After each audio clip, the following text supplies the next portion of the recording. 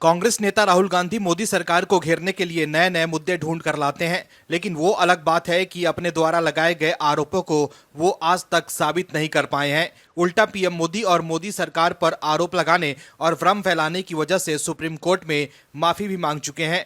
जो राहुल गांधी कहते हैं डरो मत, वो खुद माफी मांग चुके हैं। लेकिन अब भी राहुल गांधी बीजेपी और मोदी सरकार के खिलाफ दुष्प्रचार कर रहे हैं। राहुल गांधी सिर्फ आरोप लगाना जानते हैं, लेकिन जो बात बाहर आई है उसके बाद राहुल गांधी देश के सामने एक्सपोज हो गए हैं। नीट परीक्षा मामले पर सुप्रीम कोर्ट के फैसले के बाद राहुल गांधी के लिए बोलना मुश्किल हो गया है। लेकिन अब दूसरे मामले पर राहुल गांधी बीजेपी को घेर रहे हैं, लेकिन उन्हें जवाब भी मिल गया है।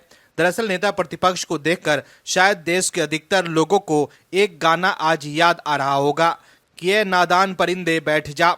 दोस्तों, राहुल गांधी नेता प्रतिपक्ष बन गए हैं। हमारे देश की लोकतांत्रिक प्रक्रिया की ये खूबसूरती है कि वो लोग भी देश के संवैधानिक पदों पर बैठे हैं जिन्हें नियम तक नहीं मालूम होते हैं। दर्शकों, हम बात कर रहे हैं नेता प्रतिपक्ष राहुल गांधी की, लेकिन दर्शकों, लोकसभा में जब नेता प्रतिपक्ष बोल रहे थे तो लगा कि आज कोई नए नवेले सांसद देश को संबोधित कर रहे हैं। कैसे, बताते हैं आपको इस रिपोर्ट में। दरअसल कांग्रेस नेता राहुल गांधी ने सोमवार को बजट सत्र पर चर्चा में हिस्सा लिया। इस दौरान राहुल गांधी के बयान पर सदन में खूब हंगामा हुआ।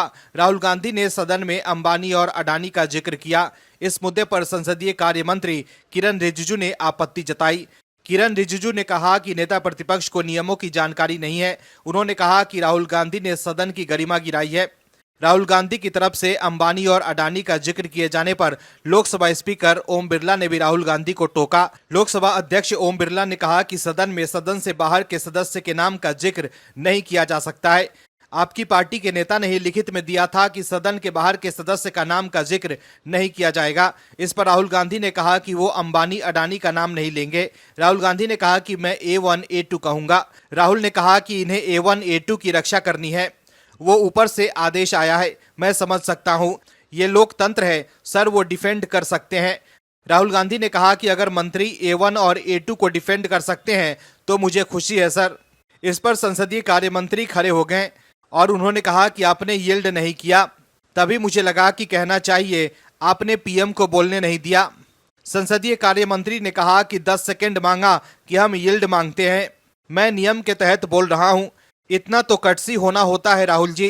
तो वहीं लोकसभा स्पीकर ने भी राहुल गांधी को ज्ञान देते हुए उन्हें नियम समझाया। ओम बिरला ने राहुल गांधी से कहा कि आप नियम के बारे में अध्ययन करें।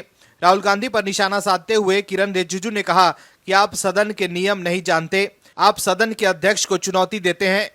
वहीं अग्निवीर के मुद्दे पर भी राहुल गांधी घिर गए हैं। अग्निवीर के मुद्दे पर राहुल गांधी को रक्षा मंत्री राजनाथ सिंह ने जवाब दिया। राजनाथ सिंह ने राहुल गांधी पर झूठ फैलाने का आरोप लगाया। रक्षा मंत्री राजनाथ सिंह ने राहुल गांधी को टोका कि आप फिर से अग्निवीर के बारे में सदन के माध्यम से देश के भीतर भ्रम फैला रहे हैं।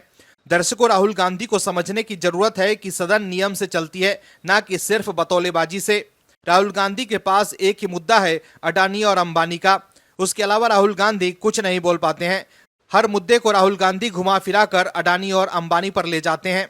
इससे पहले पिछली बार जब राहुल गांधी ने सदन में भाषण दिया था तब उन्होंने नीट का मुद्दा जोर शोर से उठाया था और काफी आक्रामक के साथ उन्होंने शिक्षा मंत्री को घेरा था। लेकिन सुप्रीम कोर्ट के फैसले के बाद इस बार सदन में वो नीट परीक्षा पर नहीं बोल पाए। पेपर लीक का मुद्दा उन्होंने जरूर उठाया, लेकिन सुप्रीम कोर्ट के फैसले के बाद अब नीट मामले पर वो बोल नहीं पा रहे हैं।